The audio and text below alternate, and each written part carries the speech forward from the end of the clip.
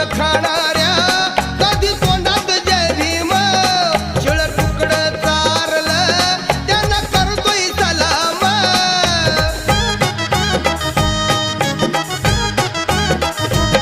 पंचपक्वान खाणाऱ्या